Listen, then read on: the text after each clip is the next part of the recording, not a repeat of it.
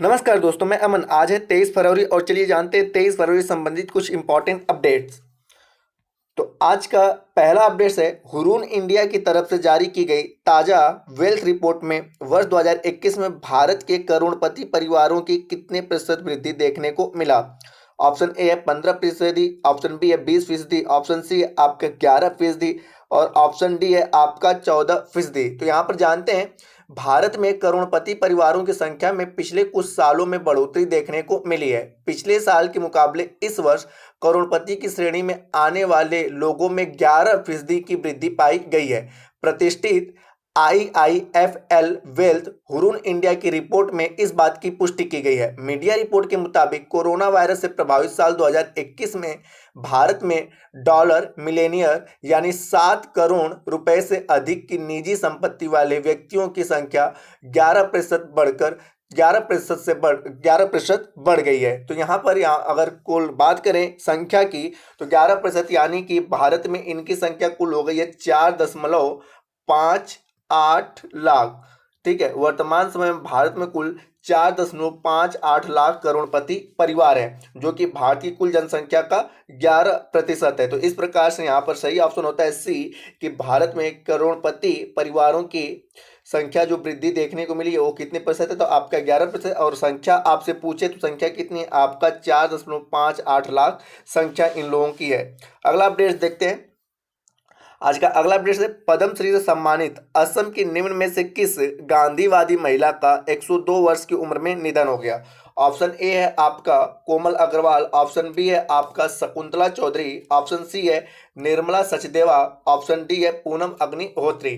तो यहाँ पर हम जानते हैं पद्मश्री से सम्मानित 102 वर्षीय गांधीवादी शकुंतला चौधरी का निधन हो गया है। गुवाहाटी के सरानिया आश्रम में उनकी देखभाल करने वाले लोगों ने बताया कि उनका पिछले 10 वर्षों से इलाज चल रहा था। वे दशकों से इसी आश्रम में रह रही थी। गुवाहाटी में जन्मी शकुंतला चौधरी पढ़ाई में काफ़ी अच्छी थी और गुवाहाटी के टीसी स्कूल में अध्यापन के दौरान ही वह अन्य गांधीवादी अमल प्रोवा दास के संपर्क में आई, जिनके पिता ने सरानिया हिल्स की अपनी संपत्ति आश्रम बनाने के लिए दान में दे दी थी। दास ने चौधरी से ग्राम सेविका विद्यालय चलाने और Kasturba Gandhi national memorial trust की असम शाखा के प्रबंधन में मदद करने का अनुरोध किया था। इसके बाद वे कार्यालय सचिव बन गईं और उन्हें ट्रस्ट के प्रशासक का जिम्मा दे दिया गया। तो यहाँ पर पूछा गया है कि हाल ही में पद्मश्री से सम्मानित असम की किस गांधीवादी महिला का निधन हुआ है। तो यहाँ पर आपका सही ऑप्शन है बी, शकुंतला चौधरी। शकुंतला चौधरी ठीक है, गांधीवादी महिला थी जो कि एक समाज सुधारक थी। आज का अगला अपडेट से इजराइल ने हाल ही में किस एक नई नौसैन्य वायु रक्षा प्रणाली का सफलतापूर्वक परीक्षण किया है। ऑप्शन ए है सी डोम प्रणाली, ऑप्शन बी है MR सैम प्रणाली, ऑप्शन सी है RS प्रणाली और ऑप्शन डी है DC प्रणाली। तो यहाँ पर देखते हैं कि इजराइल ने हाल ही में कहा है कि उसने एक नई नौसैन्य वायु रक्षा प्रणाली का सफलतापूर्वक परीक्षण किया है। सी डोम प्रणाली आयरन डोम की एक नौसैनिक संस्करण है, जिसका उपयोग पिछले एक दशक से गाजा पट्टी से दागे गए रॉकेटों को गिराने के लिए किया जाता है। सी डोम को इजराइल की नवीनतम पीढ़ी के कार्वेट युद्धपोतों में लगाया जा रहा है, जो भूमध्य सागर में इजराइल की तटरेखा अपतटीय प्राकृतिक गैस संपत्ति की रक्षा करता है। तो यहाँ पर इजराइल ने जो अभी हाल ही में नौसैन्य वायु रक्षा प्रणाली का सफलतापूर्वक परीक्षण किया है उसका नाम है सी डोम प्रणाली। सी डोम प्रणाली, इसका उल्लेख पहले भी जब गाजा पट्टी में ठीक है गाजा पट्टी में एयर हमला हुआ था उस दौरान सी डोम प्रणाली का चर्चा हुआ था। आज का अगला अपडेट है हाल ही में किस भारतीय महिला क्रिकेटर ने 31 साल की उम्र में क्रिकेट के सभी प्रारूपों से संन्यास लेने की घोषणा कर दी है। ऑप्शन ए है झूलन गोस्वामी, ऑप्शन बी है मिताली राज, ऑप्शन सी है VR वनिता, ऑप्शन डी है दीप्ति शर्मा।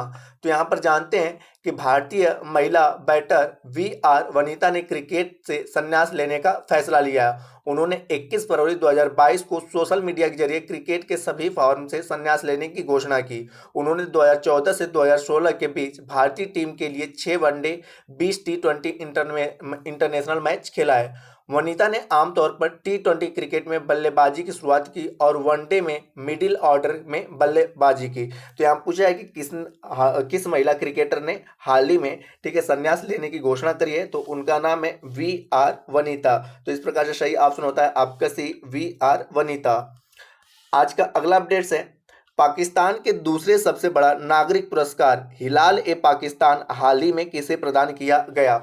ऑप्शन ए है जेफ बेजोस, ऑप्शन बी है एलन मस्क, ऑप्शन सी है सुंदर पिचाई और ऑप्शन डी है बिल गेट्स। तो यहाँ पर जानते हैं पाकिस्तान ने bill and Melinda Gates foundation के सह संस्थापक बिल गेट्स को हिलाल-ए-पाकिस्तान पुरस्कार से नवाजा है। पाकिस्तान के राष्ट्रपति डॉक्टर आरिफ अलवी ने इस पुरस्कार को एक दिन यात्रा पर आए बिल गेट्स को गरीबी उन्मूलन और स्वास्थ्य देखभाल के लिए मदद करने के लिए सम्मानित किया।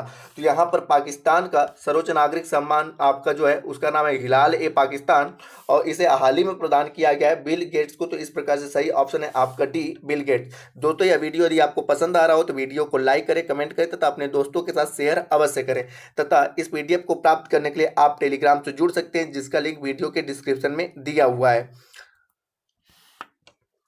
अगला अपडेट है, विश्व चिंतन दिवस निम्न में से किस दिन मनाया जाता है? ऑप्शन ए 10 जनवरी, ऑप्शन बी है 25 मार्च, ऑप्शन सी है 22 फरवरी और ऑप्शन डी है 15 अगस्त।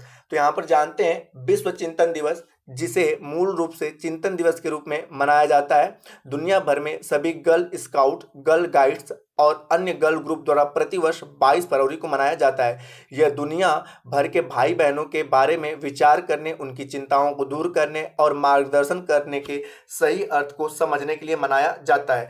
तो यहाँ पे हम लोग प्रत्येक वर्ष 22 फरवरी को विश्व चिंतन दिवस के रूप में मनाते हैं। इस दिन विशेष करके भाई अपने बहन के बारे में और बहन अपने भाई के बारे में चिंता करता है। तो यह बहन भाई के चिंता संबंधित आपका है। तो इस प्रकार से प्रत्येक वर्ष हम लोग 22 फरवरी को, ठीक है, विश्व चिंतन दिवस के रूप में मनाते हैं।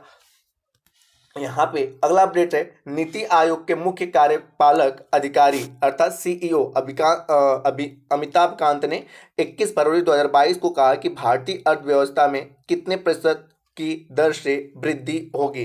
तो यहाँ पर आपका है ऑप्शन ए 9.2%, ऑप्शन बी है 5.2%, ऑप्शन सी 6.2% और ऑप्शन डी है 8.5%। तो यहाँ पर जानते हैं नीति आयोग के मुख्य कार्यपालक अधिकारी अर्थात सीईओ अमिताभ कांत ने 21 फरवरी 2022 को कहा कि भारतीय अर्थव्यवस्था 9.2% की दर से वृद्धि कर रही है तथा आने वाले सालों में भी वृद्धि की दर यही रहेगी। यहाँ पे है कि सरकार के उभरते क्षेत्र के लिए उत्पादन आधारित प्रोत्साहन योजना का जिक्र करते हुए नीति आयोग के सीईओ अमिताभ कांत ने कहा कि इससे अगले 5 साल में देश के उत्पादन में 520 अरब डॉलर का वृद्धि होगा और भारत का वैश्विक आपूर्ति श्रृंखला का हिस्सा बनेगा।